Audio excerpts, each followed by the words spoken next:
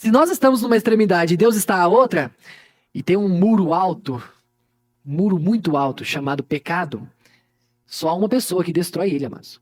Há uma pessoa que derruba esta parede, né? Qualquer que comete o pecado, também comete a iniquidade. Ou em algumas outras versões vai falar transgrediu a lei. A iniquidade, a transgressão, são todas palavrinhas que são sinônimos, né, do pecado. Sinônimos do pecado original, né, que nós dizemos. O pecado, de fato, que é não crer em Cristo Jesus. Foi isso que foi separado. Isso que nos separa da presença de Deus. O que nos faz estar em Cristo Jesus? É o que nós vimos lá em Gálatas. Porque todos sois filhos de Deus pela fé em Cristo Jesus. Amados, como que eu nasço de novo? Como que é esse processo ao qual o homem não consegue explicar com exatidão? Porque realmente é um milagre, e milagre não se explica. Nós cremos nele, nós descansamos nele. Deus providenciou a salvação através de Cristo e eu creio que ela foi por completa.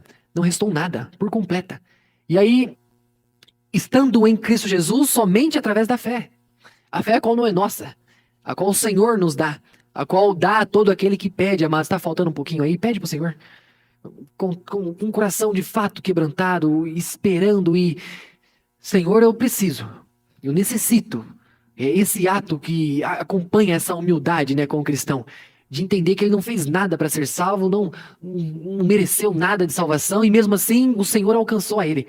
E aí, o ato da humildade é, Senhor, por misericórdia, que o Senhor me dê a fé. Que o Senhor me conceda e derrame ela sem medida na minha vida, para que todos os dias que eu passe respirando nessa terra, eu tenha certeza. Porque por mais que a gente seja muito bem sucedido aqui, mas a gente não vai levar nada. Pode até encher os bolsinhos do paletó lá no caixãozinho, né? Cheio de dinheirinho, mas vai virar poeira, vai virar nada.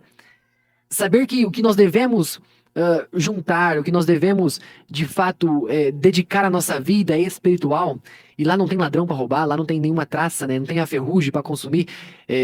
Pensar nesse tesouro ao qual é inestimável. Mas qual que é o valor de uma alma? A palavra usada aí seria impagável. Mas eu entendo porque não foi usado, né? Porque foi pago. Só que não por nós. E é por isso que Cristo é o mediador. Porque ele riscou essa cédula que era contra nós. Ele pagou a dívida, amados. O pecado exigia morte. Deus fala assim: o que o pecado está exigindo? Morte. Então vamos pagar. Vida por vida. E aí Cristo se entrega a si mesmo naquela cruz. Para entregar a sua vida em favor de todos. Por isso que nós gostamos sempre de lembrar de João capítulo 12, verso 32. Por que Cristo é o mediador? Por que eu tenho que crer nele? Por que é só ele que me leva a Deus? Por que eu tenho que me submeter a isso? Por que eu tenho que depositar a minha fé? Tantas perguntas que os incrédulos fazem, né? Por não entender o poder de Deus através da crucificação de Cristo. Para eles ainda, se estivessem lá no meio, teriam tirado Cristo da cruz, né? Assim como certamente eu estaria lá no meio, né? Eu estaria gritando, né? Solta Jesus.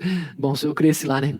Mas louvado seja Deus, né? Porque se não participasse do sacrifício, mas ainda estaríamos na morte. Ainda estaríamos condenados.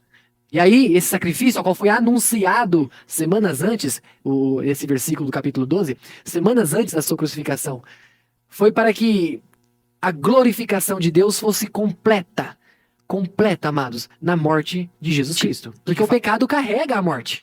É o salário dele, é o pagamento dele, é o final de toda a vida pecaminosa é a morte.